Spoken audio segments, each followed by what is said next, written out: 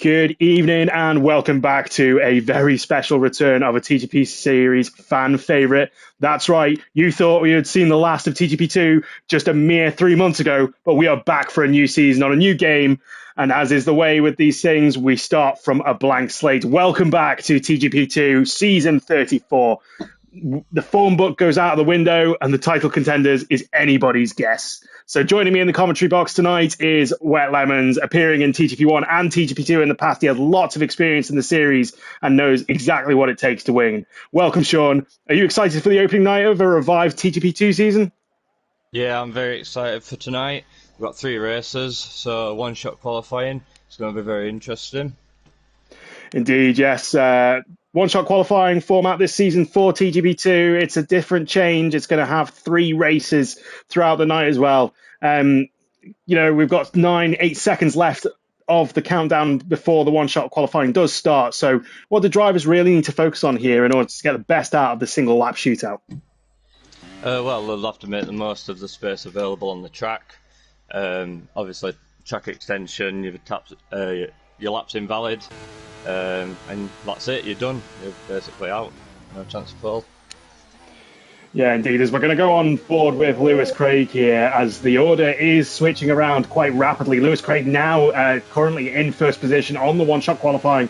But one thing that drivers really need to be careful of is invalidation, as that is a very common thing that can happen in one-shot qualifying. It disqualifies you instantly, and you will go straight to the back of the grid. Mr. John, an early loser there, down in 13th place. Ooh, Lewis Craig getting a bit wide there, losing a lot of time, and now down in 12th, and seems to have backed out quite significantly. So maybe that's him out of this one-shot qualifying. We're not going to switch around too much here because it does give you a black screen and it is not great for the stream. But Shek Wace there is in first position. Jack Craig currently in second position behind Daniel P. Wheelnut, but there has been a switch in the order as the drivers are completing their lap. It's all moving around. We'll quickly go to the front with Shek Wace and see where he's at. He's coming round the second to last corner. And on the soft tyres, as you can imagine, I can't imagine anybody's going to be using a different tyre strategy here. But it's anybody's guess. Nobody really knows what the times are and what the differences are between the drivers as Shek Wace comes round the final corner to complete his lap. The DRS is going to go wide open. What's the time going to be here? Oh, it's Jack Craig takes pole, 1:29.9, and Shek Wace a very, very close second there. So, yeah, it's going to be a different way that we're going to be commentating here, but the early blood goes to Jack Craig, Sean. Yeah, coming towards the end of that lap in Sector 3, Wise got a little bit shaky coming through the quick S's up the hill, and I think that's ultimately what did it in for him at the end. Indeed, as we will quickly go through your order here. So we've got Jack Craig taking pole position with Shek Wace under a 10th behind him in second place, and Chris Johnson rounding out your top three, almost a second behind. So we've got Shek Wace and Jack Craig almost in a league of their own in qualifying. Let's see what that looks like when it comes to the race. With Daniel P. Wheelnut in fourth with a 1:31.1. Kaya in fifth, a fantastic result for him. Paul McGee in sixth, Jacko in seventh, Bazza in eighth, Say Sports in ninth, and Mr. John rounding out your top 10. With no time set. But we have M. Shep, Mick Schumacher and Lewis Craig rounding out the order, disqualified, probably had a track extension, and that is where the order will sit. So yeah, we've got, as we've said, 25% race distances. We've got three of them taking place tonight with one-shot qualifying. Do we expect to see some fatigue setting in here, and how will the drivers cope with running an extra race over the previous format? Well, I think that looking at your screen for that amount of time, like, you're going to get a bit tired, sore eyes, everything. Like, it's going to affect you in the long run, really. Whether it affects your lap time or not is a different story, but it's down to drivers then, isn't it? Deal is, it says we're waiting for the players here, but we are waiting for the drivers to do their final preparations for the event tonight under the lights in Bahrain to open season 34 of TGP2, a revival from the dead. For what we thought we were saying a fond goodbye to 3 months ago. And yeah, it's great to see the series back in here as we've got 1, 2, 3, 4, 5 lights under the lights in Bahrain, and it's lights out, away they go, and it's a good start there from Jack Craig, Shek Wace, Chris Johnson, Daniel P. Wheelnut, all off to a decent start. We've got some changes back in the background there. Who's going to be on the inside into turn one? Jack Craig's on the inside, and we've got Sheg Waste goes around the outside there. We've got a spinner, nearly had a spinner there, but it seems to be all relatively clean as they're coming up now to turn 4, and they've got the slipstream there. Daniel P. Whelan and slipstream from Chris Johnson. Is he going to try and make a move here? No, he sticks nice and cleanly, but all relatively clean through there, Sean.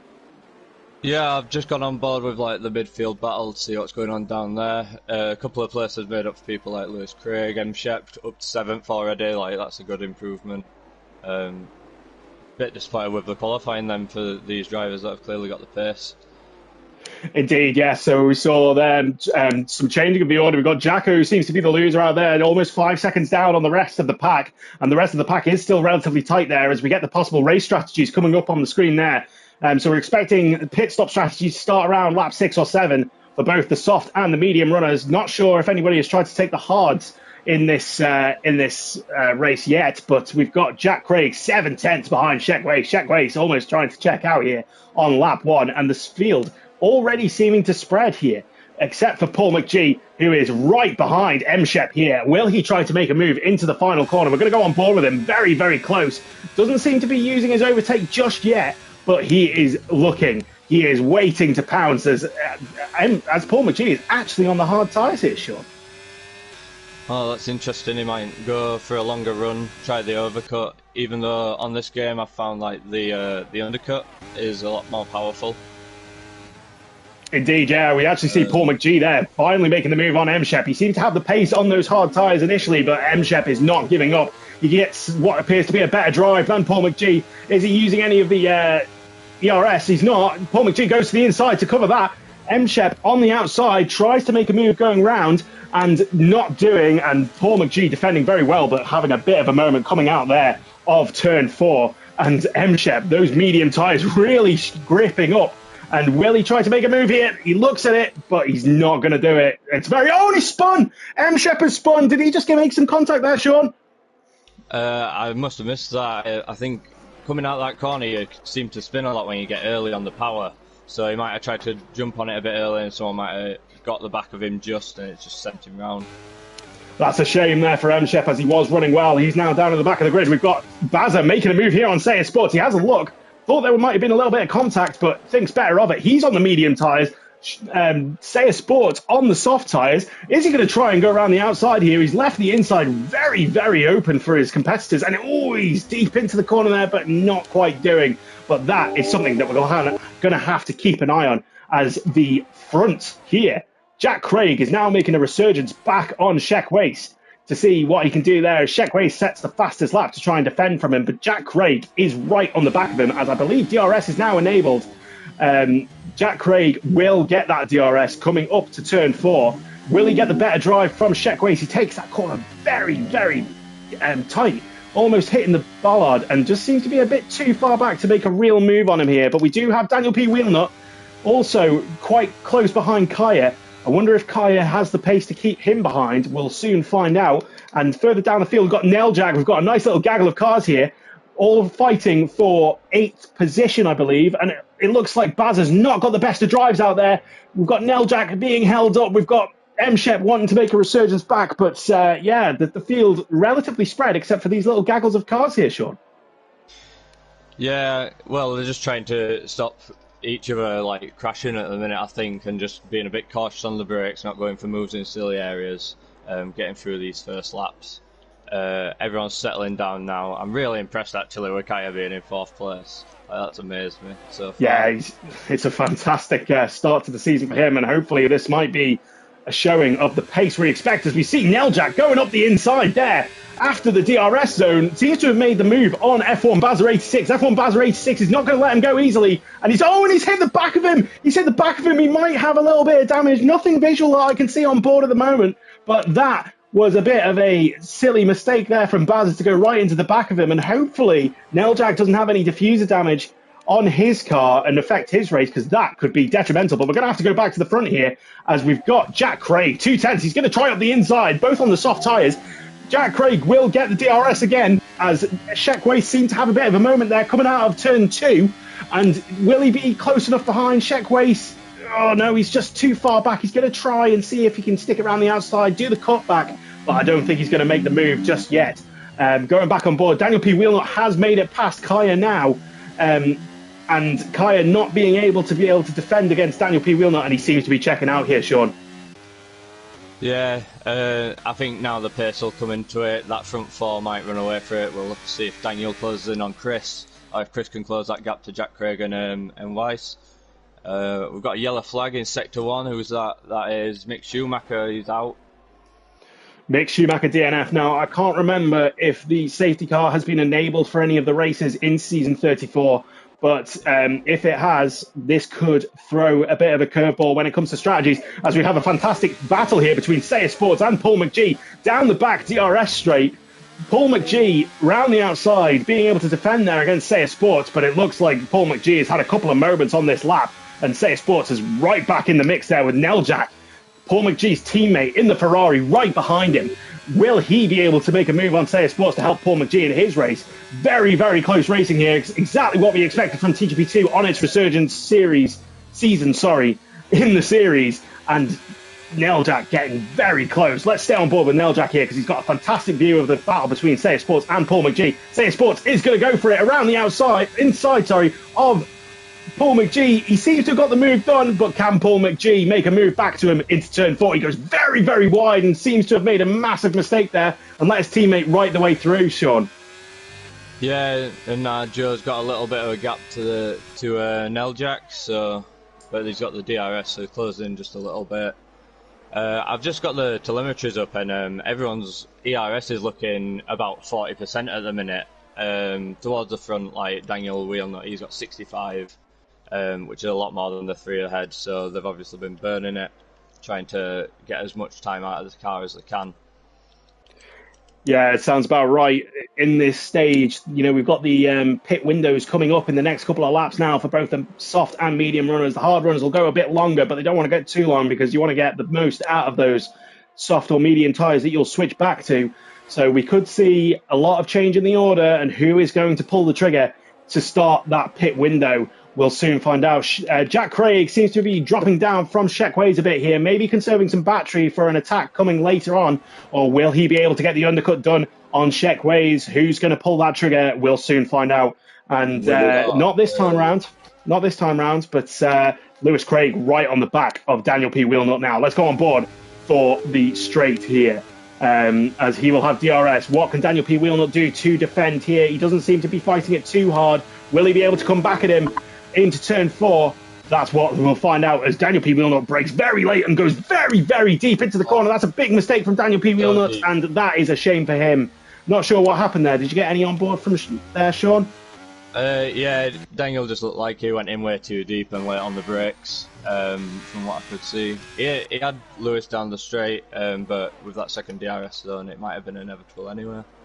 Indeed, as we actually saw Paul McGee trying to fight M. Shep there, but he seems to be the first to get a 3-second time penalty or 2-second time penalty, depending on what this game is offering. I didn't actually see that come up on screen, but he is the first of the runners to get a penalty for track extensions, as that will be detrimental in this close, tight fit battle across the field, really.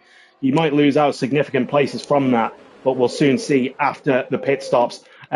Jack Craig seems to be closing in the gap now again on Sheck Weiss on that DRS straight. And will Jack Craig come into the pits this lap to try and undercut Weiss? We'll soon see. But we're going to go back on board with this gaggle of cars here, fighting for 6th position. Neljak on the back of Seiya Sports, really, really closing the gap here. He breaks deep. We actually have M-Shep looking up the inside there, but nothing doing, unfortunately, for him. Jack Craig into the pits. But Jack Craig has now dropped into the pits and will try the undercut on Sheck Weiss, so this will be interesting. Hopefully he gets a good pit stop here, and it will be very close, I'm sure, come the next couple of laps, Sean. Yeah, it's a tidy pit stop onto medium tyres, which should take him the whole distance now. Maybe get a good undercut and maybe break that DRS. Indeed, as we are actually seeing a lot of drivers now going into the pits. We've got Paul McGee going up the inside of M-Shep there. M-Shep defending it hard. Paul McGee on those hard tyres. On the left-hand side, there's big contact. Big contact, and there's a massive, massive crash between the two. M-Shep and Paul McGee are out of the race. Just taking too much curb there by the looks of things from M-Shep, and they tangled, and that is a shame for the opening night, and they will not be happy with that, considering there was guaranteed good points for them if they just kept it clean. And that It's a real shame for them. And we do have Chris Johnson now in second place with Lewis Craig behind him, fighting away on those medium tyres. But that was an absolute shame, Sean, wasn't it? Yeah, it was. It looked like, obviously, like you say, he got out of shape, come across the front of him, and the wheels just tangled. And then you can't even turn. You just straight line into the barrier. Indeed, yeah, as we saw Jacko and Jack Craig having a bit of a tussle there. Jacko getting the DRS now on the back of Jack Craig, who is on those medium tyres after he's pitted. It'll be interesting to see if Wace is going to come into the pits this lap, or is he going to try and extend a bit to get a bit of an offset on the tyres. We'll soon find out, I'm sure, once the graphic comes up here. He is into the pits now, so all eyes on Jack Craig. Has he made the undercut work here? How far is he down the pit lane? We'll soon find out. But yeah, the top three now coming into the pits, Sean. Yeah, Jack Craig has 23 seconds to the leader. I'm not sure how long the pit lane is, but he's just coming onto the back straight now, so we'll see if he can beat White out of the pit, who is leaving now. Yeah, this could be close. It's going to be close. As Wace is coming out of the pits now, he's not going to get in front of F1 Bazza by the looks of things. Bazza yet to pit by the looks of things. But look at this, Jack Craig up the inside as Wace is trying to get his tyres up to temperature. They're very tight here. Wace giving him plenty of space, but Jack Craig looks to have got the undercut done by the looks of it. He's going up the inside now. Wace is trying to stick it around the outside here, but he just does not have the road to do it. And Jack Craig's undercut has worked here, Sean. Yeah, like I say, it's very powerful around here, and now, well, they're going to clear Bazza by the looks of it, maybe, around this corner. Oh, as Bazza makes a mistake, and he's actually pushed Jack Craig wide, and Wace has taken advantage of that, and Jack Craig is going to be fuming with the Mercedes driver, because he has let his current rival in this race through scot-free, effectively, and now Jack Craig has got an uphill battle, 6/10 behind Wace, to try to basically take that position back that he done very hard in the undercut. Yeah, it's roughly the same distance like it was before the pit stops, so all that advantage he's gained is effectively gone now. He's got very little battery, so I don't know if I were him, I'd try and save it a bit longer and then push for it later on towards the end of the race. Such a shame there, as Bazza will be having some strong words, I'm sure, from Jack Craig in the paddock after this race. But I believe Bazza is probably the only driver now who hasn't pitted by the looks of things. Bazza and Jacko. And Neljak, sorry, as well. As he comes into the pits, we're going to go on board here with Lewis Craig right on the back here of Chris Johnson. Very, very tight and not giving him much room there. I thought you'd have given him a bit more room there, but seems to have made the move relatively cleanly. But Chris Johnson will have the DRS to come back at him. Can he get the better drive out of this? Doesn't look like it. And looks like he's too far back, unfortunately. 5/10 is not enough of a small gap to make the move back into turn 4. But Jack Craig now really pushing on Wace here. 4/10 behind. Can he start to make his resurgence here, Sean? Well, he's definitely got the pace. They're both very even at the moment. Whether tyre wear will come into it a bit later, but right now he's just got to focus on the car ahead, get past him, and then drive away best he can.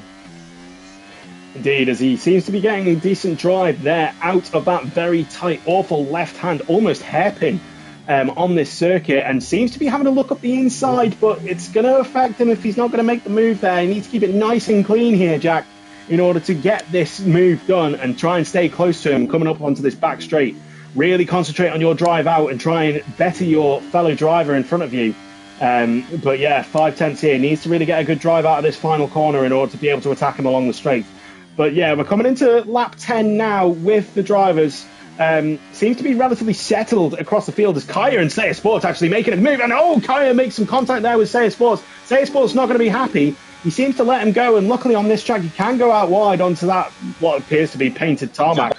As Jack Craig, we're going to go back to the front here. Jack Craig makes the move up the inside. Sheg Wace is going to come back, looks to be getting a better drive out of turn 1, but Jack Craig will get a decent drive out of turn 2. He's going to get the DRS. Sheg Wace goes to defend the inside. Jack Craig round the outside. What can he do here? We'll go to the outside camera. It's a fantastic camera angle. Will he be pushed out wide? He's pushed out wide. There's a bit of contact, and Jack Craig is still there. No, it's just not enough. Sheg Wace has defended, elbows well and truly out, very, very hard. And Jack Craig is going to have to wait and fight. But he's actually now what appears to get a 3-second time penalty here, Sean.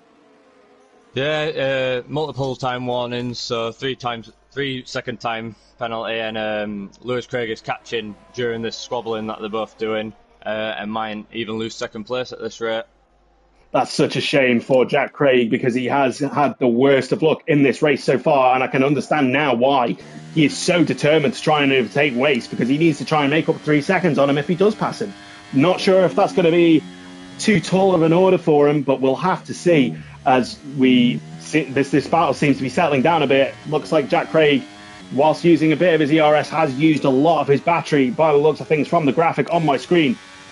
Closest battle now, other than that, seems to be Chris Johnson on the back of Lewis Craig for that final podium position. Maybe even Mr. John on Kaya, but seems to be settling down a bit now across the field, Sean. Yeah, so coming towards the end of the race now, Chris Johnson has been saving his ERS, so he's got about 30 compared to Lewis's 10 into turn 1, so he might just mount an attack coming down this next straight and then carry on up the road. Sorry to interrupt here. It looks like Jack Craig is going to try and dive it up the inside, and Shegways didn't give him a huge amount of room, and that's really compromised his drive coming out of turn 4. So that seems to be what could only be a final straw, maybe, for these two drivers and their battle. And Shegways really defending hard for his first win of this season in the opening round. You don't want to take too many risks here, as we saw between M-Shep and Paul McGee. All it took was a little bit of a tangle on the tyres and those guys were out. But we're going to go further down the field here as we actually have IoT Kaya right on the back of Mr. John here, who seems to be the closest battle on the track at the moment. Maybe Bazza on the back of Jacko. But we will stick with Kaya on the back of Mr. John for now. See where this comes out. And I'll keep a close eye on the timing screens for everything else. But yeah, drivers seeming to settle down now. And not too many battles with 3 laps to go, Sean. Yeah, it's seemingly all settled now. Mr. John, we're an 8/10 gap. Bazza, we're 6/10. They're just sort of cruising at this point, I think. Bazza is on the soft tyres, and I'm not sure whether he started on the mediums and did that strategy, but... Sorry to interrupt here. Jack Craig going to go up the inside here into turn 1. Jack Craig makes the move. Will he get a decent drive? He seems to defend it very hard against Shegway. Shegway's going to be right behind him now. We're going to go on board with him as he's going to get the DRS now. Will he be able to mount a challenge on the back of Jack Craig? Jack Craig seeming to have made a decent amount of a challenge there into turn 1 to defend off Shegway. Shegway seems to have a lot more ERS than Jack Craig. Will Jack Craig now be able to make those 3 seconds up? Or will Shegway get a penalty? All will be decided in the next 2 laps or so. But it looks like Shegway is going to be able to stick with Jack Craig here, and he's not going to be able to get that all-important win. Yeah, well, at the minute, Lewis Craig's gap to the front is 3.6 seconds, so that is closing as well at the minute. Chris Johnson is closing up a little, maybe? No, not quite. Yeah, the action's all at the front today. It's been a good battle between the two, and we need to see who comes out on top in these next 2 laps. Indeed, yeah. So Jack Craig is going to have to pray for Shegway to have a mistake here in order to get that all-important win. Maybe the 3-second time penalty might be disputed at the end of the race by the stewards for that push-off that he had before, but at the end of the day, stewards don't tend to rule in favour of a 3-second time penalty because it is the multiple warnings that create that. But we're going to go back on board with Shegway. Jack Craig already moving to the inside there to try and break the toe onto the dirty line with those marbles coming up on the tyres. Shegway is going to go up the inside here. Jack Craig not got much to defend here. Can he do the switchback? Shegway's really defending hard. They bang wheels. Jack Craig doesn't seem to have an answer for him. Almost 4/10 back. Is he going to try and use some ERS in that very depleted state? Jack Craig going to go up the inside here. Shegway, he breaks late. Jack Craig pushing Shegway's out wide. Got a terrible camera angle of this, unfortunately, from the broadcast cam, and that seems to be Shegway's back in front now, but they are not giving up on this fight, Sean. Yeah, it's been fantastic. The fact that we haven't had any contact from what I've seen between the two is brilliant. Yeah, I just think that he's got to get him either down this next 2 DRS straights just to try and control that gap between Lewis Craig. Because that's what he's fighting for at the moment by the looks of it. Completely agree. We've actually got a yellow flag in Sector 1, but we're going to stick on board with this as it's 2/10 the gap now, and all it takes is for a small mistake here from Sheck Weiss on a track extension maybe. I'm not sure how many warnings he's already got for this race and how close he is to getting a 3-second time penalty. But if they even out, then this is anybody's game for this win here. Lewis Craig is now 2.5 seconds behind Jack Craig, his brother, who will take that second position off him if Jack Craig can't extend out far enough. So this will be an interesting one to watch for those final podium places as well. Chris Johnson 2 seconds behind Lewis Craig as well, so he's not going to be able to get this done. We're going to go on board with Jack Craig, who seems to be hanging back by the looks of things. He will want to make his move into turn 4 as Sheck Weiss goes very deep, trying to defend on that inside line. Maybe those marbles are making a bit of a change to his grip. But Jack Craig now using the very, very last of his ERS. I think he's too far back to make this move. And that, I think, I'm going to say, is going to be the end of that. Sheck Weiss, providing he doesn't make a mistake, has this win in the bag, Sean. Yeah, Weiss has saved his ERS. He's got 25% compared to Jack Craig's 6. If he can defend down the next ERS zone, he's more than likely got this win in the bag on the road, which he'd have loved to have done rather than waiting and sitting behind for the penalty. Indeed it is. So Jack Craig there, seemingly watching this race just fall through his fingertips. He did a fantastic strategic move to make that undercut, but then unfortunate luck with Bazza taking him out into that turn that he didn't really need to fight too hard. And that, unfortunately, has been the downfall of his race. He is half a tenth behind. Sheck Weiss looks to be controlling this race despite having some elbows out action with Jack Craig. But yeah, Sheck Weiss, all importantly, hasn't had that penalty and will take the podium. As he comes around the final corner, Lewis Craig has left the session, so not sure what's happened there, but Sheck Weiss goes across the line to take the first win of the season with Jack Craig currently in second place. Lewis Craig now in third place, 9 tenths behind in the end, so luckily for Lewis Craig, Jack Craig, Lewis Craig was too far behind. Chris Johnson takes fourth place with Daniel P. Wheelnut taking fifth place. Nell Jack will come across the line in sixth place. Say Sports a bit further behind now, will come across the line to take seventh with Mr. John in eighth place behind him. IRT Kaya running up in fourth place at start with a very, very good result. Will take ninth place from this with Bazza coming across the line in 10th. And then Jacko will round out the finishers in 11th place. And that is your race order, as we have a little victory wave there as he comes across the line. And that is the finish of the first race of a revived TGP2. Sean, what did you think of that race? Oh, it was very exciting. Not at all the grid I'd have anticipated before, with qualifying and everything. A lot of incidents happening. Obviously, getting that rushed off, getting used to racing against other drivers again. Indeed, Lewis Craig there taking the driver of the day. Sheck Weiss taking the top spot in the podium as he receives his trophy. Jack Craig will be gutted about what happened in that race, but it's a very long season. We do have 3 races tonight, remember, and he does have the chance to redeem himself in the next 2 races coming up. The champagne is sprayed. AlphaTauri make a great start to the season with Red Bull in second place alongside the Aston Martin, and that rounds out what I thought was a fantastic little race at the top there. Who was your driver of the day in that race there, Sean? I'm going to give it to Weiss because of his battle with Jack Craig all race. It was literally every single lap they were just like nose to tail.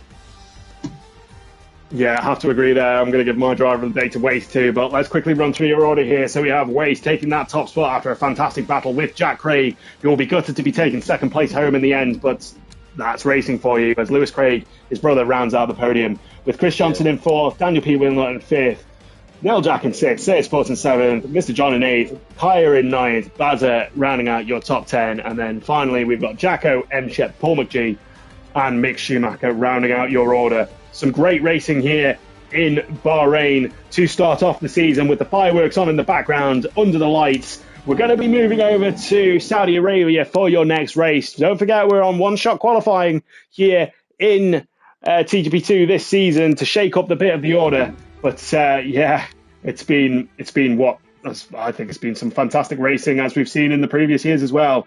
But yeah, moving on, we've got Bahrain, Saudi Arabia and Australia tonight. 3 very different tracks tonight.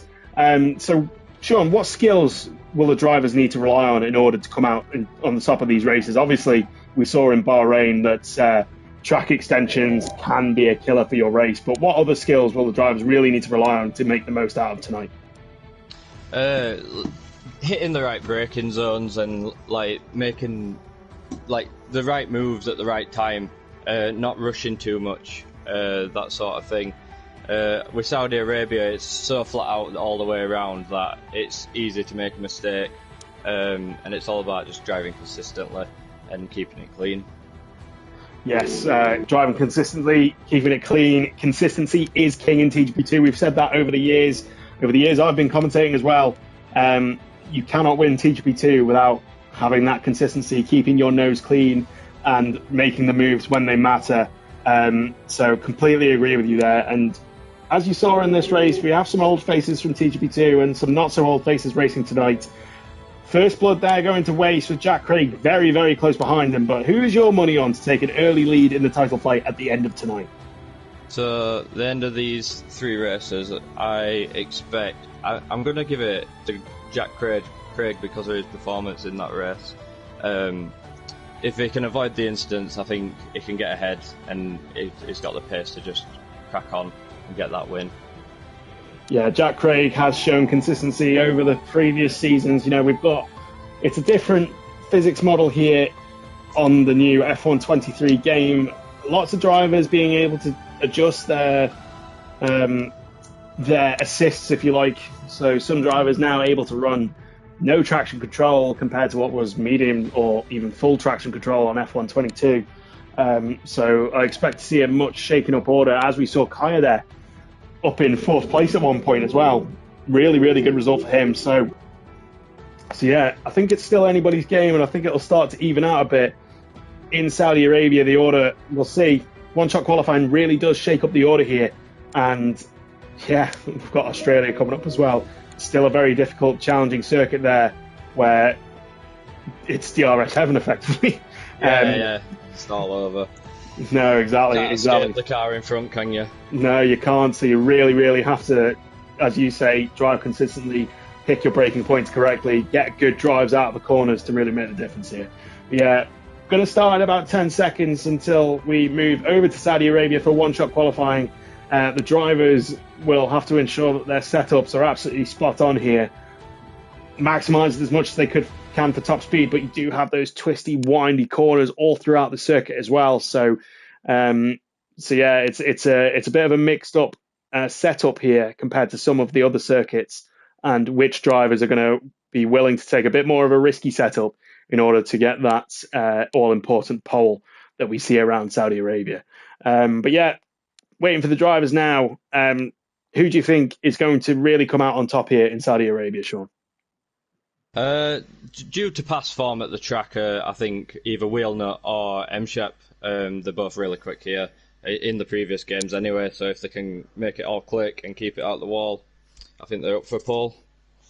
Indeed, it's a good point about the walls. The walls are not your friend in Saudi Arabia. Let's hope Mshep can get some consistency on the board here from that early mistake in Bahrain. And Wheelnut has won this. He won this last season, actually, if I remember correctly.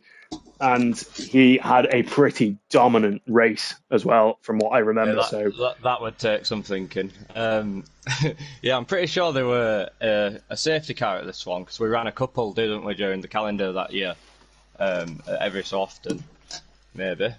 Unless I'm thinking of a different season. No, you're correct. I believe we did run a safety car here, if I remember rightly. So we're going to go on board with Daniel P. Wheelnut for this, considering the rulebook. I need to get up there. It's taking a while. Might just have to stick with one driver here, unfortunately. Yeah, I'm on Daniel P. Wheelnut now, so we're going to go on board with Daniel P. Wheelnut. He has got the pink and green helmet. He's currently down in 7th place according to the track map, but this does change around and it doesn't really settle until after sector 1. So we're just going to stick with him here as we're going through this tight, twisty section. It's so easy to invalidate your lap going around there if you get the wrong line. And we've actually lost Mr. John and Paul McGee already because of invalidation so easy. And it looks like Daniel P. Wheelnut has got a very good line here. Doesn't seem to have the ultimate pace at the moment. It seems to be Lewis Craig. But we're going to stick on board here with Daniel P. Wheelnut just to go through this lap. And he seems to not be taking too much of a wide line through that section. Maybe potentially losing some time here to Jacko. But we're coming up to our first DRS section here of that back straight that gives the drivers that all-important speed boost. How is he going to take this corner? Leaves a bit on the table on the inside there as he doesn't want to take it too risky. And he seems to be battling now with M-Shep, his teammate, because he's leaving a bit on the table. The DRS is wide open again as they come into this famous corner where the drivers like to squabble for that DRS detection zone, which has been changed for 2023. But they are coming up now to the back straight. Daniel P. Wheelnut in fourth place. Lewis Craig looks like he's going to take pole position here as they're going to come across line. Daniel P. Wheelnut, Lewis Craig does take pole position, 128.6. Daniel P. Wheelnut ends up getting third place in the end. So he's going to be in a good position for this start. And yeah, it'll be an interesting start, and we'll have to see what happens, Sean. Yeah, Lewis Craig setting pole there. What is it, 8/10 away from where we were looking? Daniel Wheelnut, 6/10 from second place. That's really dominant. A really good time actually, the 28s. Yeah, we'll just have to see how turn 1 goes, turn 2. You know, it all bunches up, like get a little Constantina effect through there, and see who can survive, really. Indeed, yeah. So Lewis Craig setting a fantastic lap time there. Might be geared more towards qualifying, but we'll soon see in the race as Jack Craig, his brother, in second place with Daniel P. Wheelnut rounding out your top 3. And then Jacko in fourth with M-Shep in fifth, Chris Johnson in sixth, Neljak in seventh, Bazza in eighth, Say Sports in ninth, Mick Schumacher rounding out your top 10. And then we have no time set there by Mr. John or Paul McGee and Sheck Wace actually getting the disqualification there for track limits, and Kaya as well. Sheck Wace hoping to have a better result here to start the race, and will start at the back of the grid on what could be a very tight field to start off with. So he's going to have his work cut out for this race. As we are waiting now for the drivers to make their final preparations, it'll be interesting to see what tyres they choose to go on here to get either a better start or to try and extend out and really change that strategy around. I know that drivers like to start on mediums here every so often, but who will risk the softs in order to get that best start? Let's soon find out as we are waiting for them to make their final preparations. All of the spectators on the stand there going absolutely wild for the start of this race, just over the DHL banners as they're cheering on their favourite drivers. And we have 1, 2, 3, 4, 5 lights under the dark sky in Saudi Arabia, and it's lights out and away they go, as it looks like Jack Craig has got a fantastic start against Lewis Craig, and Lewis Craig is still on the outside there. They've given some plenty of room. It's going to get tight as they're coming round here into this tight right-hander from the second corner. Looks to all be relatively clean as Sheck Wace has made up almost 3 positions already at the start, but relatively clean through here. Let's keep on board with M-Shep as he seems to be getting a good angle here of the cars in front.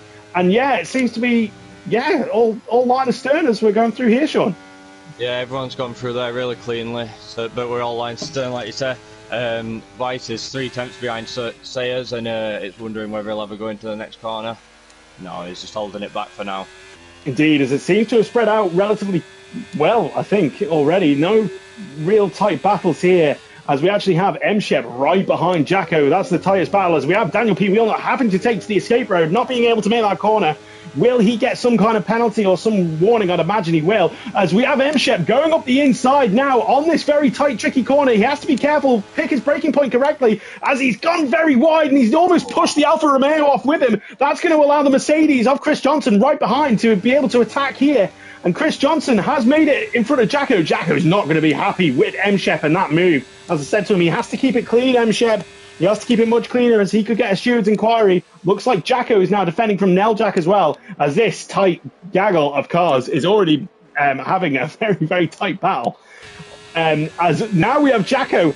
Sorry, I can't get my breath here. Jacko taking on Chris Johnson. Jacko goes up the inside. Looks to have the move done here. Can Chris Johnson come back and cut back? No, he can't. Chris Johnson is on the medium tyres, however, and that will affect his traction, Sean. Yeah, so Jacko on the soft tyres obviously needs to be making more inroads, and he's got M-Shep ahead, who is on the softs as well, so he needs to keep with him. And then Wheelnut is mediums, and we've got 2 on softs out front. So a mixture of strategies, so it's a hard one to call. It is a hard one to call indeed, as I just lost visibility there. Seems like there's been a mistake between two of the McLaren drivers. Daniel P. Wheelnut seems to have lost a lot of time, maybe made a major mistake there. M-Shep is now right on the back of his teammate with this gaggle of cars of Jacko. Chris Johnson, Sheck Waste now into the fight as well. And we have now Jack on the back of all this, so it's all to play for. And yeah, we've got M-Shep now looking to make a move on his teammate. Daniel P. Wheelnut seems to be all over the place. The DRS is not yet activated, but M-Shep now seeming to take a bit of a step back from Daniel P. Wheelnut, who looked to be all over the place and could well be in for a bit of a shock if he gets a 3-second time penalty within the first 2 laps, Sean. Yeah, it's just 3 attempts covering these 3 for this battle for 4th position, believe it or not. And yeah, is DRS into enabled yet? So it's down to see who can keep in touch with that, keep in 1 second. But Lewis Craig looks to be pulling away from his brother, and then there's a decent gap to Wheelnut for 3rd. So it might come down to this battle, which is what, 4 or 5 cars down to 8th place. 4 or 5, yeah, I believe you're right. But yeah, this we've got Jacko looking to make moves. We've got Chris Johnson looking to make moves. We've got Sheck Waith looking to make moves as well. As we actually see Kaya, the first of the drivers to get a 3-second time penalty here. Not Daniel P. Wheelnut, as I predicted. As Daniel P. Wheelnut really struggling here around this track. Maybe on those medium tyres at the moment, not waking up as he'd hoped for. I believe we're running surface and carcass temperatures here in TGP2, so that could be the case here. But yeah, maybe he's made a mistake. Maybe he's got a little bit of damage that we can't see on the cameras at the moment. And M-Shep looking to mount the challenge yet again on his fellow driver. Jacko almost changing gear for Wace, as he's had to now take to the escape road. And Neljak, he's too far back at the moment to try and make a move there, but Jacko seems to have put himself out of the fight by having to take to that escape road. And it seems to be now all eyes on Wace taking on Chris Johnson here. And what can he do, as he actually now starts to go wide? And these drivers really struggling with what appears to be dirty air around here, Sean. Yeah, obviously with the new design of the cars, they tried to make that like better, following other cars and everything, but it doesn't seem to do the trick, especially at a track like Saudi. And all that dirty air is just going to cause you understeer and not going to get you where you want to be, which is right on that gearbox, just so you can get the exit and then get your move done. But yeah, we have got... And speaking of moves there, sorry to interrupt, speaking of moves there, M-Shep takes a clean move on his teammate, Daniel P. Wheelnut, to take 3rd position from him. No elbows out between the teammates, as you'd expect there, but we've got Sheck Wace now getting some challenges from Chris Johnson here and Neljak as well right behind him. Sheck Wace is on those soft tyres, but Chris Johnson on the mediums running very well here compared to some of the other drivers, as he does go a little bit wide in this tight, twisty section. Hopefully he doesn't get an invalidation of some kind. And 3-second time penalty, as I said, is detrimental. And Kai gets another 3-second time penalty, making his penalty time up to 6 seconds. So he's going to be right at the back of the field now, for sure. But yeah, all to play for is still here. Sheck Wace making moves on Daniel P. Wheelnut, Sean. Yeah, Daniel is either he's driving defensively because that gap to M-Shep is growing at the moment. Hopefully he could have got a tow from his teammate. Bit of team orders, that sort of thing, help him to keep this gap how it is.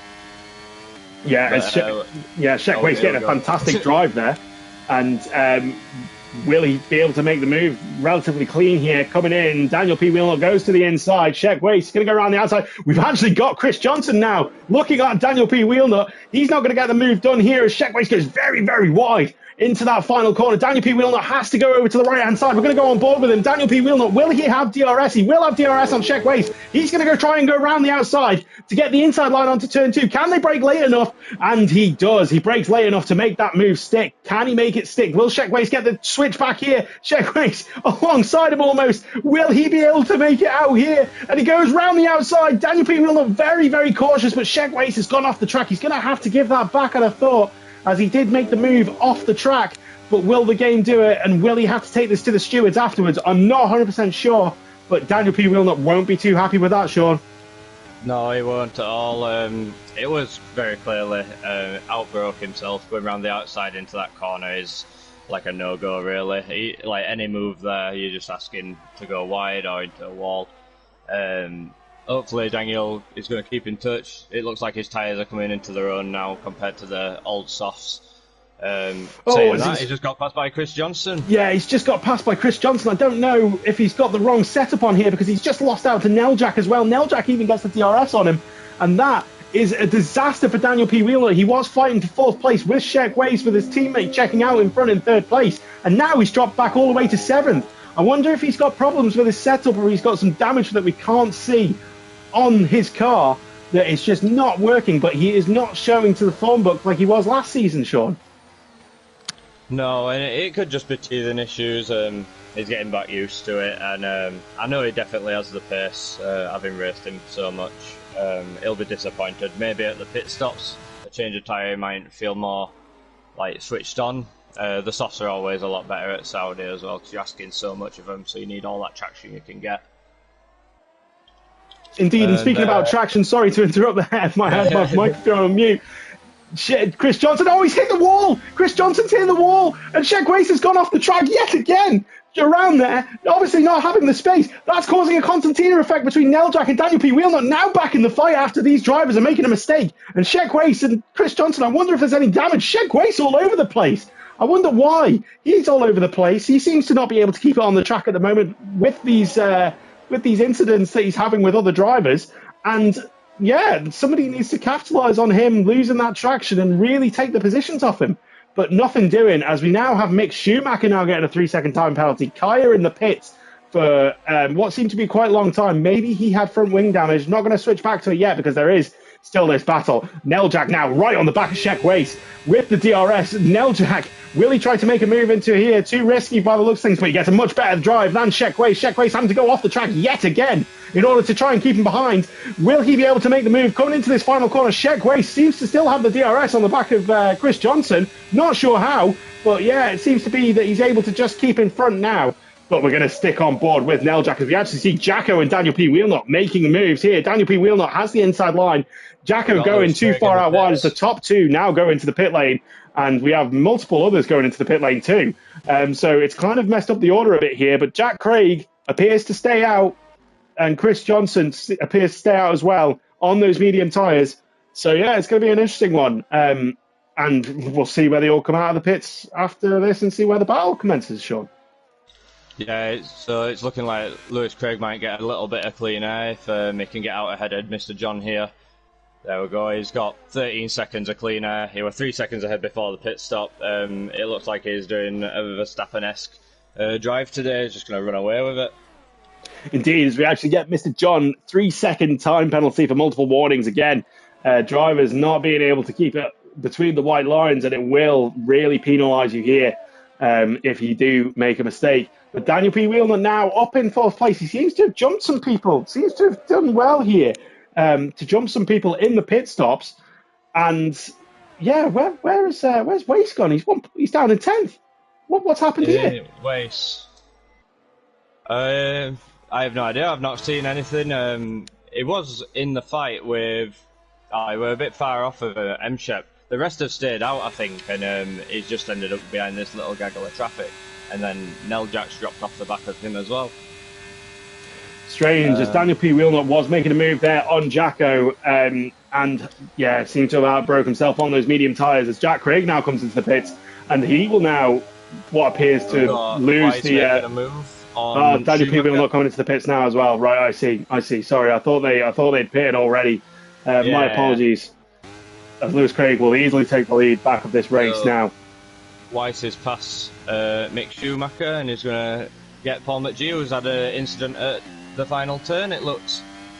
And as Paul McGee dives into the pit lane now, and Weiss, where will Weiss come out here with regards to the rest of the field? Let's have a look now. Chris Johnson. Oh, no, he's just missed out here. Yeah, so he's just missed out from Chris Johnson, and yeah, it all seems to be order restored, except for Daniel P. Wheelnut, who seems to have lost out significantly. I wonder if they've got held up in the pits, letting cars go by when being released. Yeah, it depends, I suppose, what the setting is, because I believe there is a setting for unsafe release on, effectively, where you can still come out into the path of another car. Or it could be, that a teammate has held them up in the pits, quite possibly, but I'm sure we'll find out at some point. Yeah, that huge battle we have, like it just seems like the time spread so much. Indeed, yeah, as the closest battle up the field here is Neljak on the back of Jacko, but still too far away at striking distance at the moment. He will get the DRS now, coming down that second DRS zone onto the back straight soon, and he seems to be looking feisty on the back of Jacko here. Can he keep it clean enough to make the move on him? We'll soon find out. But yeah, it seems to have all settled down a bit here now after the pit stop, Sean.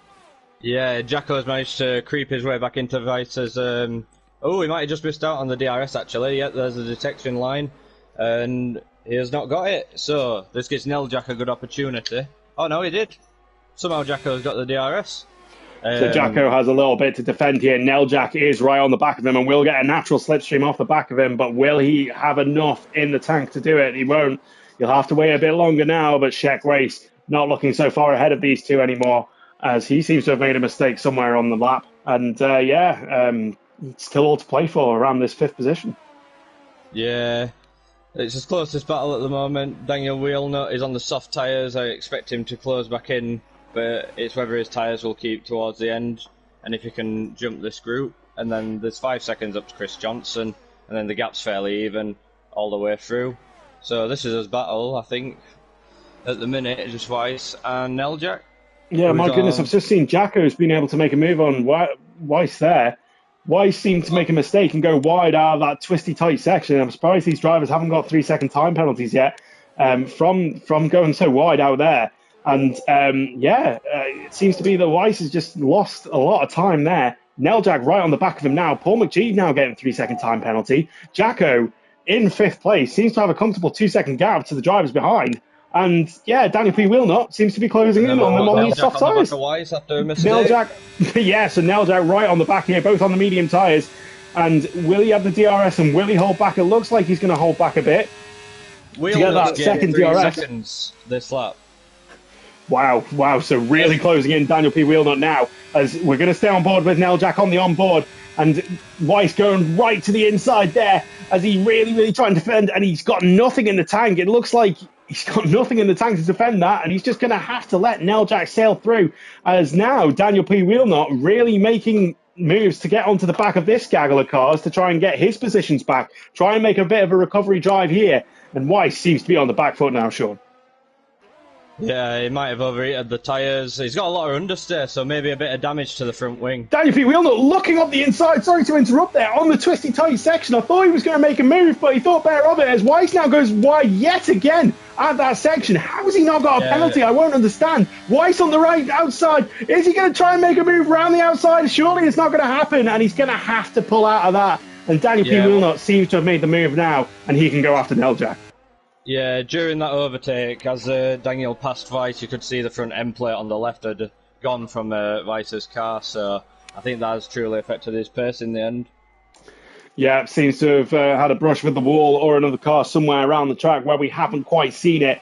But yeah, Daniel P. Wheelnut on those soft tyres, on the alternate strategy, really trying to make a recovery as Weiss is going wide out in the background there. Daniel P. Wheelnut almost doing the exact same, but he's now surely within DRS. Yes, he's in DRS range of Neljak as he's coming up to that back straight. Can he make a closing of the gap to be able to fight for him to turn one? I think he might be a bit too far back as he nearly loses the back end. That was very close for Daniel P. Wheelnut. A bit of a drift there, well held by the Manxman as he comes up now the back straight. Can he close that gap onto Neljak? Not this lap, but he is on those soft tyres with 2 laps to go here, Sean.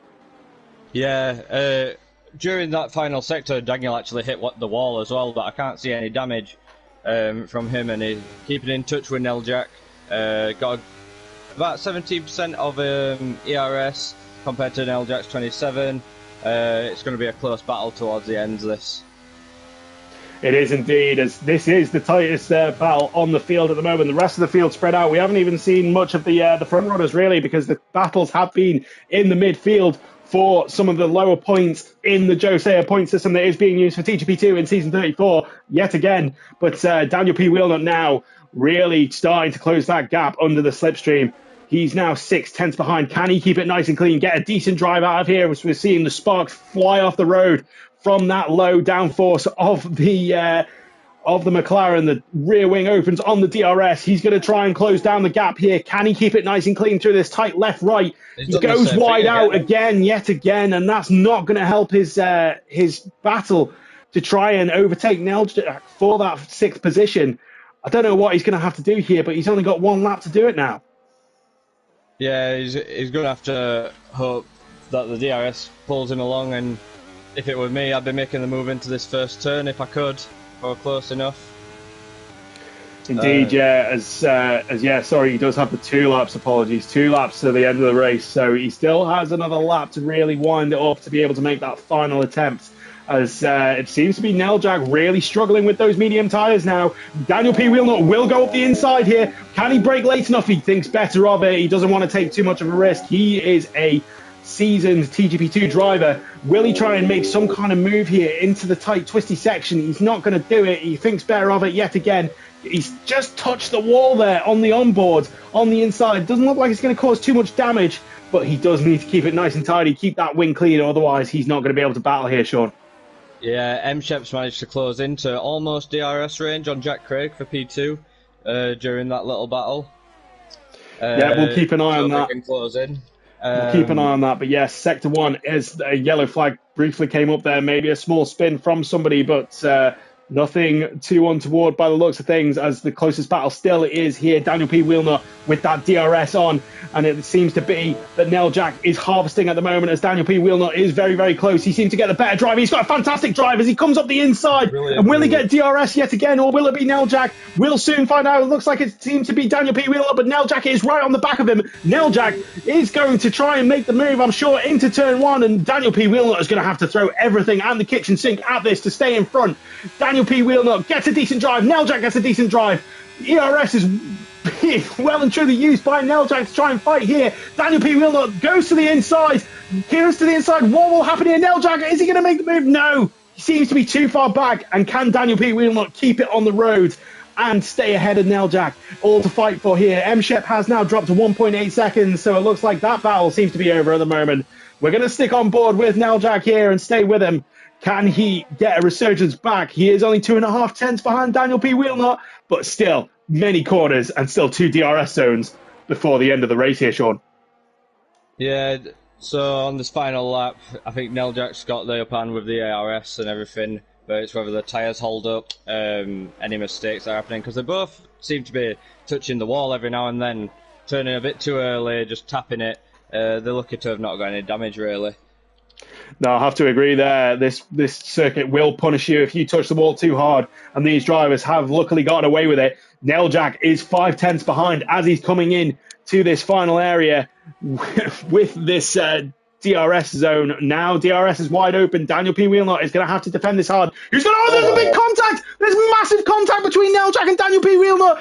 Daniel P. Wheelnut was going into that corner and Neljak just broke way too late, or Daniel P. Wheelnut broke way too early. That's going to bring Waste back into the mix now. Daniel P. Wheelnut is going to go past. Are they going to try and fight here? Despite this massive contact, Neljak, Sheg Waste coming up here. What's going to happen? Sheg Waste, massive dive bomb! Huge dive bomb from Sheg Waste. That was uncalled for in my opinion, but he seems to have made the move. Stewards are going to have to look at that, and Sheg Waste does let him go in the end, and Daniel P. Wheelnut will take 6 with Neljak in 7 and Sheg Waste in 8, so maybe the stewards won't look at that. But my goodness, what an ending to Saudi Arabia, with Mr. John will come across the line. Will he take 9th with penalties? I'm not 100% sure. With Saya Sports coming past him in 10th. No, it's Paul McGee in 11th will likely lose this 11th place to Bazza in 12th with the penalties applied. And then Kaya and Schumacher will round out your order. But my goodness, what a finish to the end of the race, as Paul McGee actually gets a 5-second time penalty for an unserved one. So yeah, my goodness, wow, I'm a bit speechless.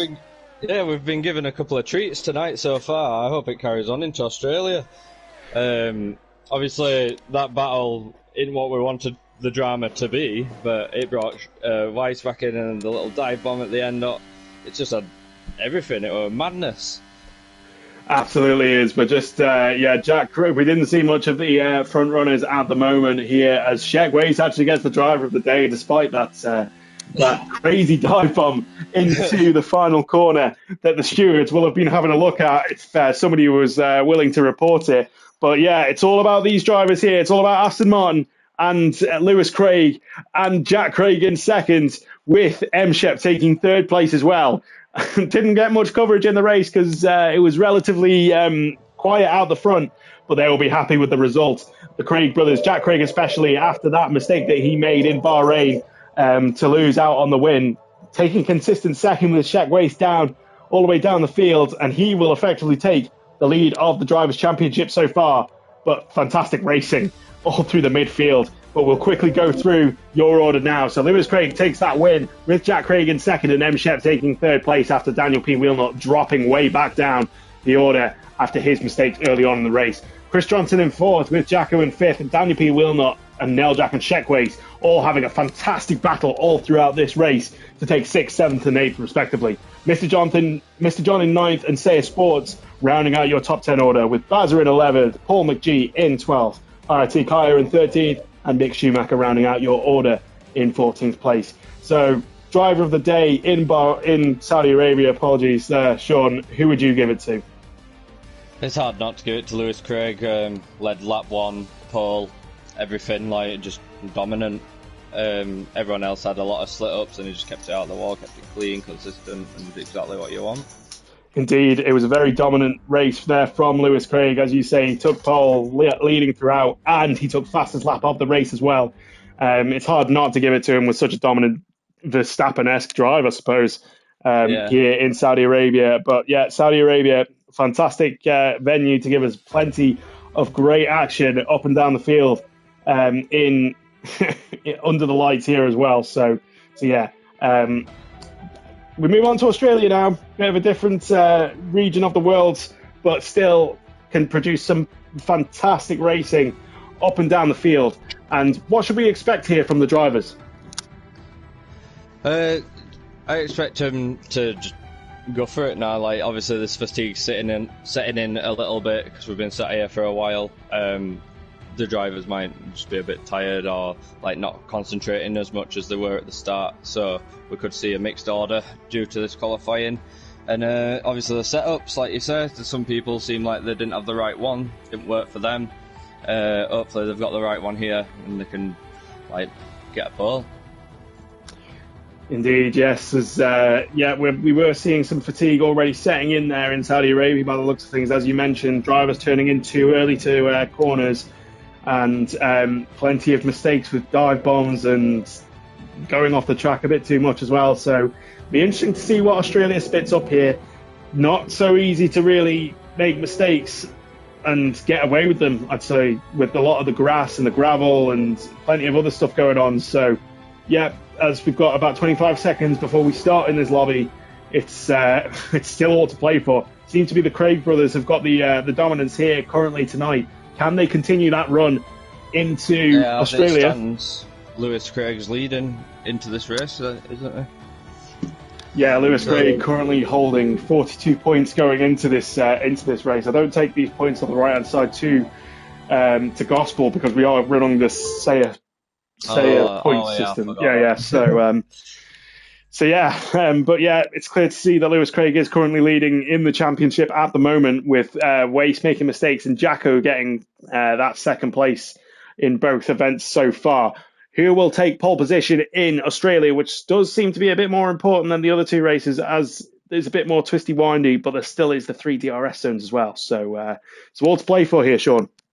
Yeah, I think I'm going to give this one to Lewis Craig because it's a track that suits him. He did really well here last season, really fast, give me a really good battle all race. So I expect to see him, like, maybe even another 5/10th pole. Let's see. Let's see, indeed. I mean, who was probably the best driver that you had to battle against in your last season? In the last season, it was hard because obviously we had the 4 title contenders, so we had Daniel, myself, Poop Cannon and Lewis, and they're all respectful, like, you give you enough room and everything. It's just if you make that mistake of braking a bit too late, you just tend to come together, and that happens. But like, I think Lewis is a strong contender for being arguably the strongest driver on this field at the moment of this game's life cycle. Anyway. Yeah, indeed. As we are going to stay on board with Jacko for this, as Mr. John already seeming to lose out. He's not doing well in qualifying in one-shot qualifying format, at least anyway, at the start of this season.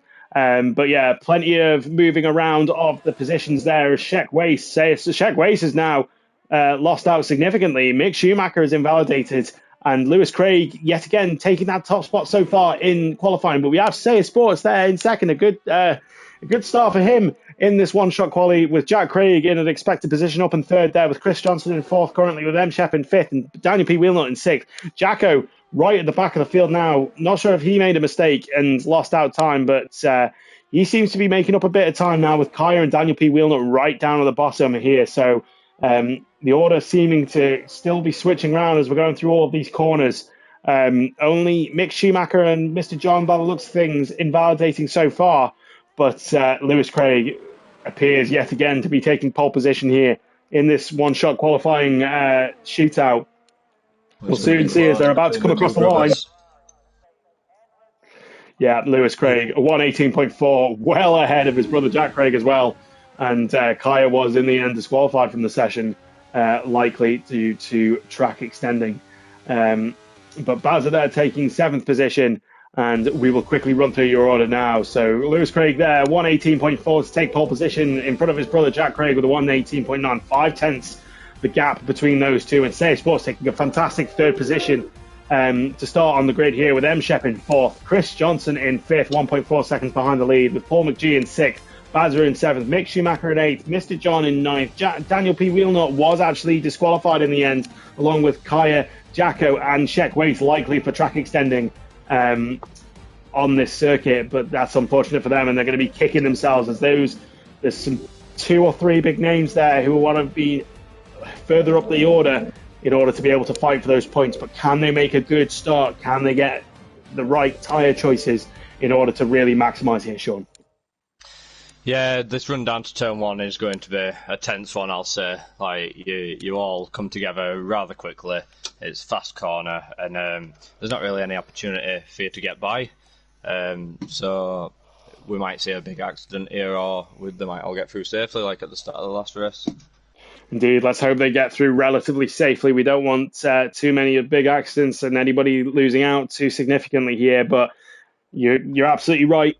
It comes quickly at you, and you've got to be very, very careful going through this corner here. And Monza is a renowned first corner accident prone area, but yeah, let's hope the drivers can keep it relatively clean, as we do have the fans going mental yet again on the top of the pit wall there, cheering on their favourite drivers as the drivers are making their final preparations ready in time.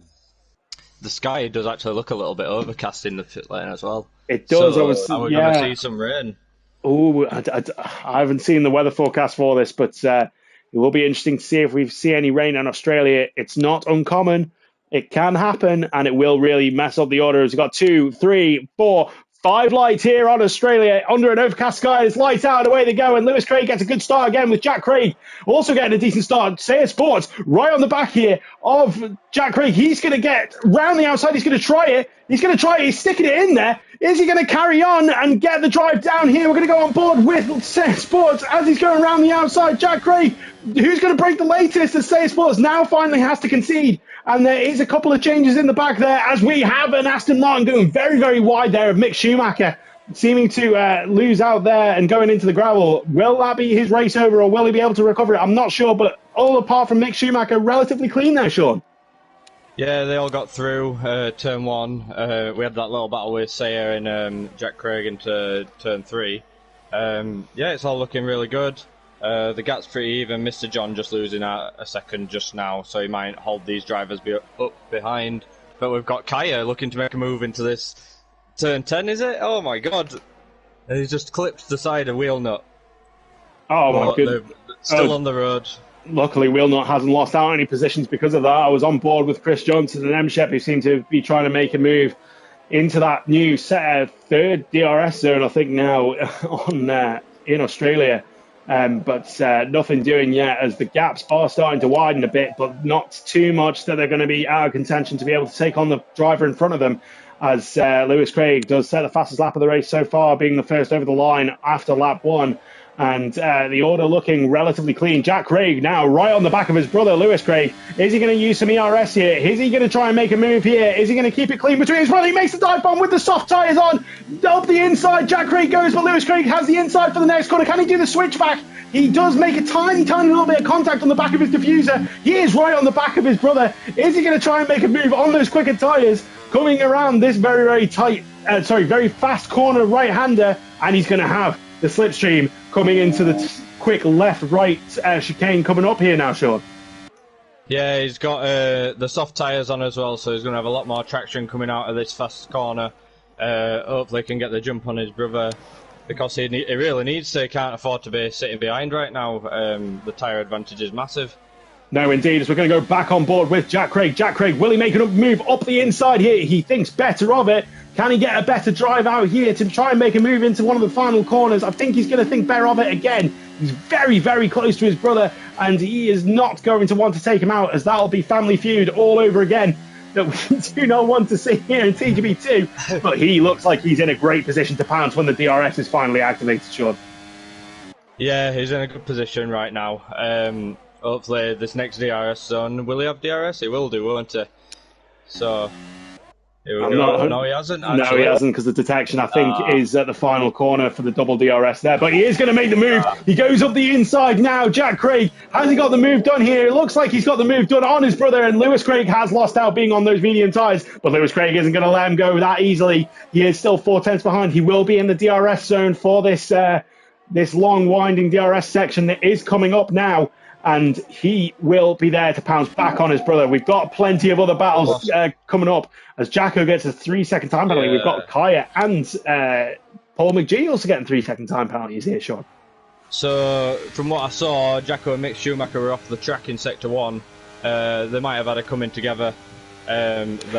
It's Jack, sorry to interrupt there. Jack Craig nearly lost the back end, and Lewis Craig is going to get right round the outside here with the DRS as well. Who's going to be the latest of the breakers? Jack Craig breaks really late, and he seems to be able to keep the position in front of Lewis Craig, but Lewis Craig not going to let him go easily. He's almost changing gear for him, Sean. Yeah, I think at this moment in time, even being on the medium tyres, Lewis has got the pace just to either keep with Jack or overtake him and control the pace. He'll have to do a lot more to build the gap before his pit, and then hopefully get an advantage that way. But at the minute, it's looking really good for Lewis Craig. It is looking really good for Lewis Craig, as Lewis Craig will get the DRS again on his brother. Is he going to use some ERS to try and overtake here? He's not. He's just going to stay behind him. And we've got, oh my goodness, M-Shep nearly taking out Lewis Craig there as he broke very late for that corner. And that would have been disastrous for their races. But this gaggle for the top 5 is very tight here in Australia. Some fantastic racing already in the top 5. We've got a yellow flag in Sector 1.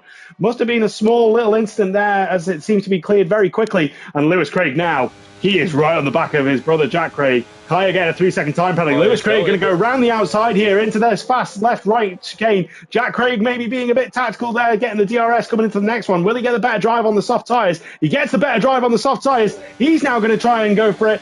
Weirdly, Lewis Craig has the DRS still. He must have just had it just before the detection zone, and Jack Craig not able to mount a challenge here, Sean.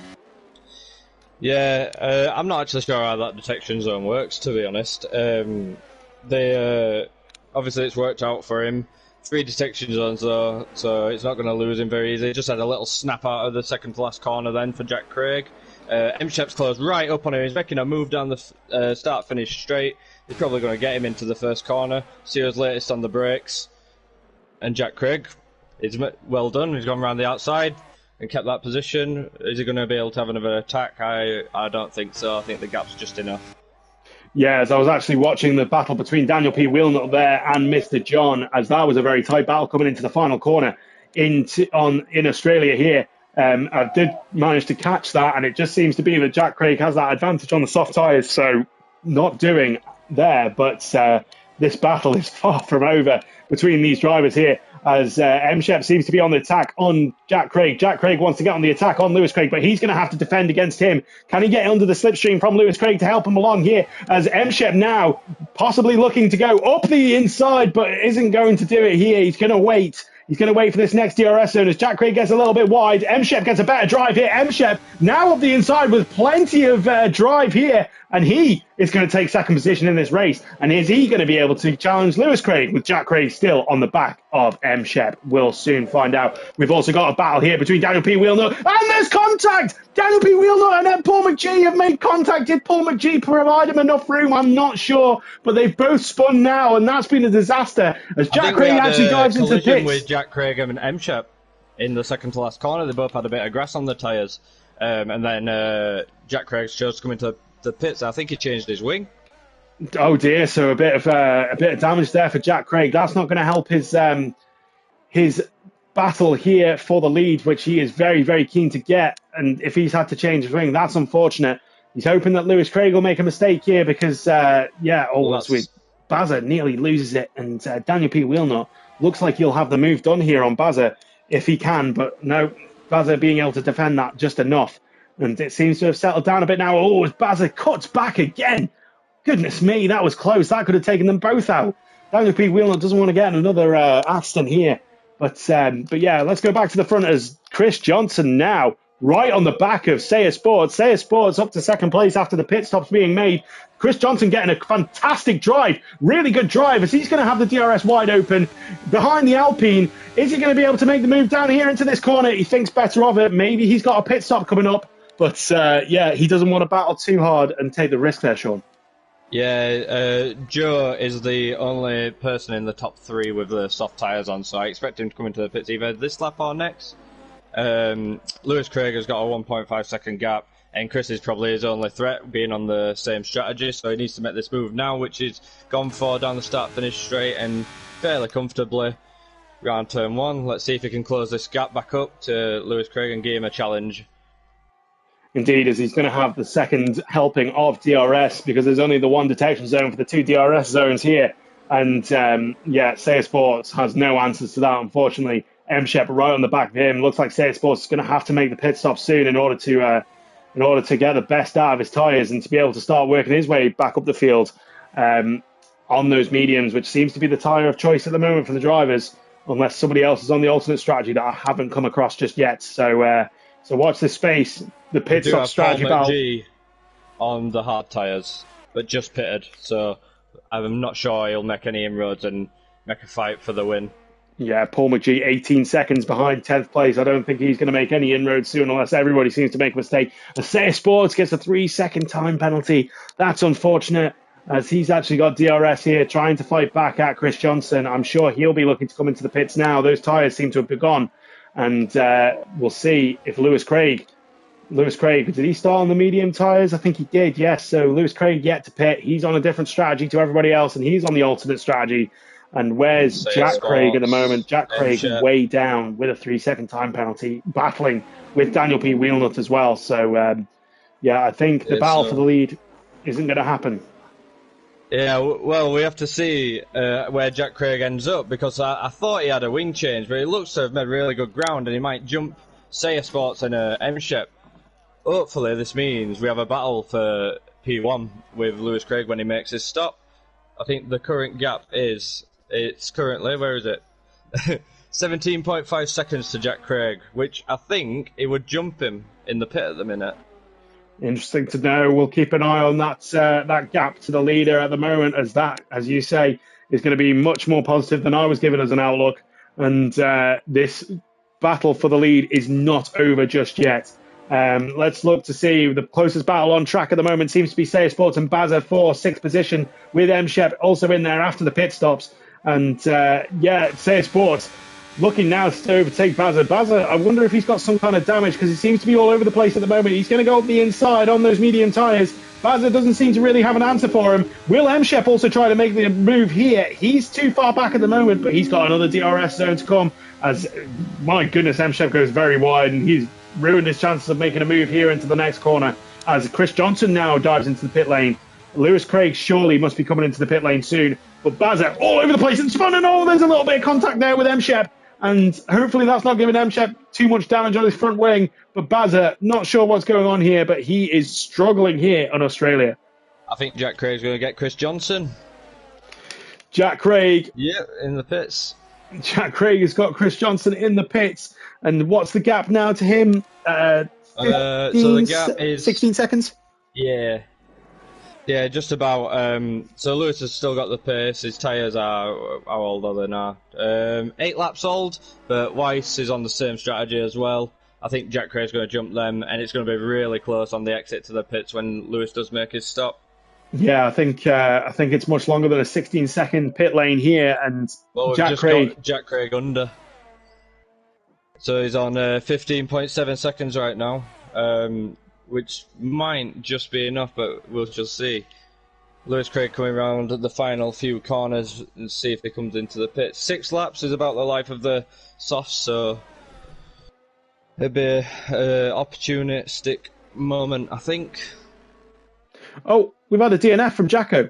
Jacko is DNF. When did that happen? I have no idea. but more importantly, Lewis Craig is now coming into the pit lane to take that pit stop. Jack Craig is about to come round the final corner and looks like he's going to take the lead comfortably now. As Weiss has stayed out. Same strategy. Don't know if it is going to work because Lewis is almost inevitably going to jump him. But is he going to beat Chris Johnson? So yeah, Jack Craig comes out comfortably, a 2-second gap, comfortably out in front of Lewis Craig. But Lewis Craig is going to have those fresher tyres on the soft tyres to be able to attack his brother back here. And we'll see if Jack Craig has been looking after his tyres, working his way back up the field. It'll be interesting. We have 5 laps to go after this. As, we've still got Shek Weiss to still make his pit stop. Where's he going to come out in the end? And don't look away now. This is going to get tight well towards the end of this race. But still, overcast skies. Doesn't seem to be any kind of rain at the moment. But we don't know the forecast. Still could come, and it'll really be a struggle for those on the medium tyres. Yeah, I'm not sure if on this game the weather affects like track temperatures or anything, and if that's going to affect the tyres further, causing whatever issues with warm-up or anything like that. But they all seem to be keeping it in order right now. It's just a wait and see. With this tyre advantage Lewis has got, he's down to 1.9. And Weiss has just come into the pits. He'll probably come out around where Jack and Mr. John are, just around 7th, 8th. Indeed, but Lewis Craig is not going to have a smooth sailing to go up to the back of his brother here because Chris Johnson is right on the back of him. He's going to have to do some defending, I'm sure, at some point. If Chris Johnson can keep it on the road and really, really attack him here, he's going to have to defend and lose time to his brother. Jack Craig now almost under a second, the gap between them, and he'll bring him into DRS range here. So Jack Craig really needs to get his pedal to the metal and really work his way up. He's actually now within the DRS zone. As Lewis Craig gets a penalty now. Jack Craig also has a penalty too. And oh my goodness. Oh my God, they're all coming. All the penalties are coming now. I think the fatigue is setting in, like we mentioned at the start here. Lewis Craig now 4 tenths behind his brother, really closing up the gap. My goodness, that gap has closed up quickly. Chris Johnson doesn't seem to have answer to his pace here, but Lewis Craig now, he's going to cruise past him by the looks of things. Jack Craig goes to the inside. He's squeezing him. Jack Craig squeezes his brother to try and keep him behind and does so for now, but Lewis Craig really has that tyre offset advantage. And will he be able to make a move into the next couple of corners? It seems inevitable, but Jack Craig very, very well positioning his car. And will he be able to continue? Oh, he makes a mistake coming out of that corner with the back end coming out. And it seems to be a done deal here for Lewis Craig. Lewis Craig coming up the inside as he sets the fast lap of the race at the same time. And Lewis Craig got the move done. He's going to get a double helping of DRS due to the way that the DRS detection zone works here. And now Jack Craig under threat from Chris Johnson. Yeah, Chris Johnson, like as always, been saving his DRS and he's just waiting to pounce. I think he's got a lap older tyres than Lewis Craig, but he should be able to jump Jack Craig with these old mediums, like pretty soon. Get a bit of DRS and then try and catch back up to Lewis Craig, who he could probably keep in touch with by deploying his ERS once he's by. Indeed, yeah, as now Jack Craig has got that DRS. He is 9/10 of a second behind his brother, but that gap will close down as they are using ERS and getting that DRS advantage. Lewis Craig, though, looking to be commanding at this point, still 9/10 the gap. He's driven well with those soft tyres through that corner as Chris Johnson is battling against Jack Craig here, and he's not been able to make any inroads, but Jack Craig now having to go defensive against Chris Johnson is not going to help as the gap now increases to 1.4 seconds between first and second place. Chris Johnson almost pushing Jack Craig around these final corners on those fresher tyres. Jack Craig, again, having to go a bit wide on that final corner. He cuts to the inside as Lewis Craig sets the fastest lap of the race yet again, and it looks like Chris Johnson is going to take second place in this race. And Jack Craig just doesn't have an answer to him, Sean.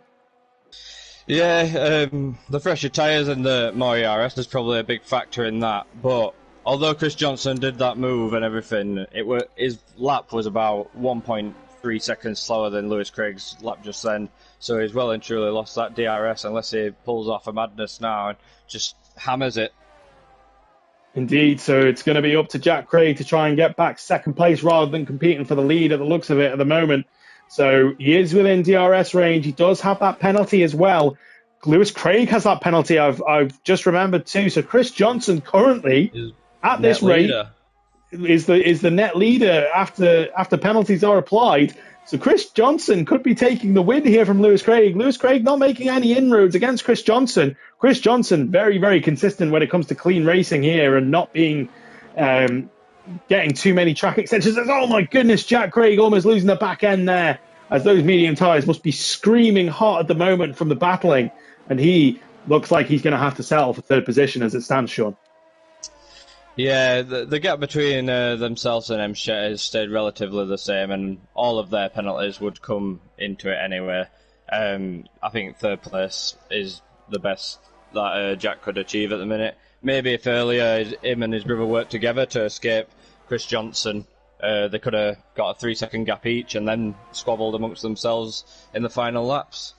But we'll see. At the minute, it's looking like Chris Johnson for the win. And on this game, Chris Johnson has looked to carry a lot more speed. Indeed, as we're actually now watching the battle between Say Sports and M-Shep, as M-Shep gets a 3-second time penalty for going very wide there through the car park section of this track. But he's not going to try and let Say Sports go past him very easily. They're going to still fight and battle on track as the gap is just increasing between Lewis Craig and Chris Johnson as we're watching this battle, as it looks like Say Sports has now made the move on M-Shep. M-Shep won't let that go despite the penalties. But Chris Johnson's really going to have to try and stick with Lewis Craig to be able to take that win. I'm not sure if it's just one 3-second time penalty for Lewis Craig, but Chris Johnson seems to be that the lead is slipping away from him very, very quickly in the past few corners here, Sean. Yeah, maybe the lap holder tyres are coming into it for Chris Johnson now. He's just dropped out of the 3 seconds, so he's going to have to really push. On the bright side, Lewis has no ERS either. So it's down to just the raw pace of the drivers now and to see what they can pull off in this final lap. Indeed, as Waste now looking to try and make a move on Say Sports here to push himself up the order. He's going to get another helping of DRS as M-Shep now right on the back here of Waste 2. Who's going to try and make this move into turn 3, I believe, or turn 4. I can't remember the name of this corner. But oh my goodness, M-Shep has hit the back of Waste. He's lost a significant amount of his wing. Luckily, Waste wasn't spun round by that, but yet again, M-Shep has made a mistake in a battle into a corner, and he has lost out significantly. So he's out of this battle now. And luckily, Waste hasn't got any damage from that. He's going to be able to take on Say Sports' fourth position. Chris Johnson, 3.2 seconds, 3.3 seconds as it stands. And he doesn't look like he's going to take the lead here. But we're going to stick on board with Waste. Waste goes to round the outside here onto the marbles. He's going to make the move around the outside of Say Sports. Great move into that chicane. And he looks to have the job done here. Yeah, it looks like the move's done, and like the positions are pretty much set now.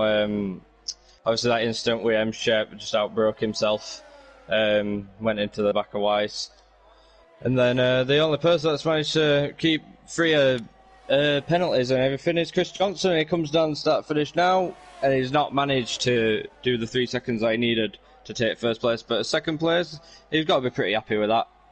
Indeed, he's got to be happy with that as the driver's now taking the checkered flag as we've got Seiya Sports coming across the line to take sixth position after a strong battle there with M-Shep. It looks like he had a bit more penalty than M-Shep there to come home sixth behind him on the scoring there. Now Jack will take seventh with Mr. John in eighth. Daniel P. Wheelnut, bit of a race to forget for him in ninth place after a couple of mistakes there and are coming together with Paul McGee in 10th place.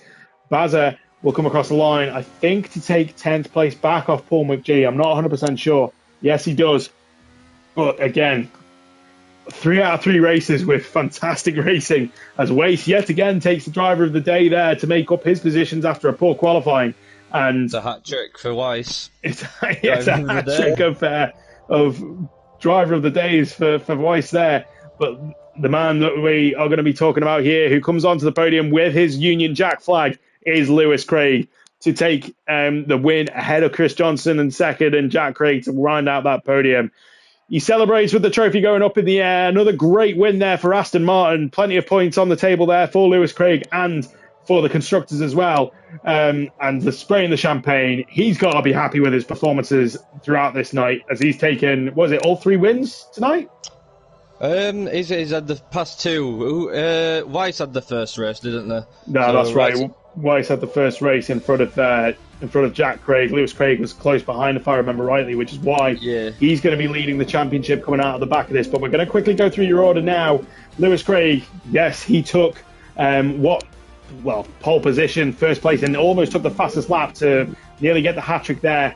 He takes first position ahead of Chris Johnson, who didn't get any penalties there. Very cleanly driven for him to take second place ahead of Lewis Craig's brother Jack Craig to round out your podium.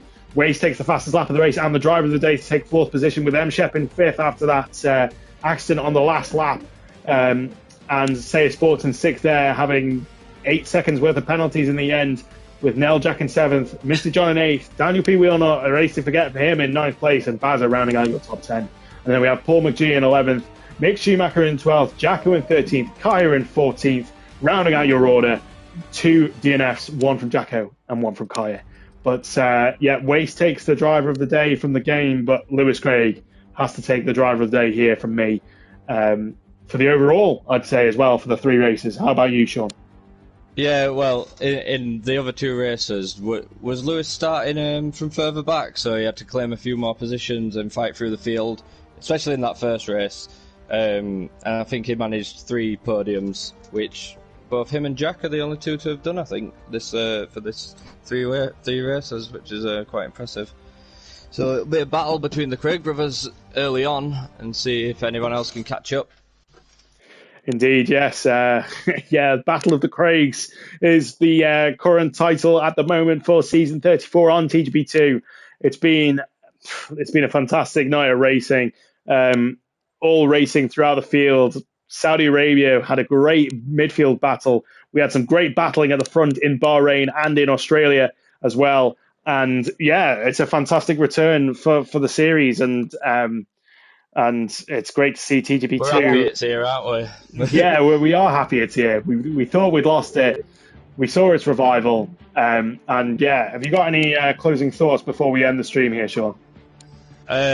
It's just really good racing. Like, you never know what you're going to get with TGP2.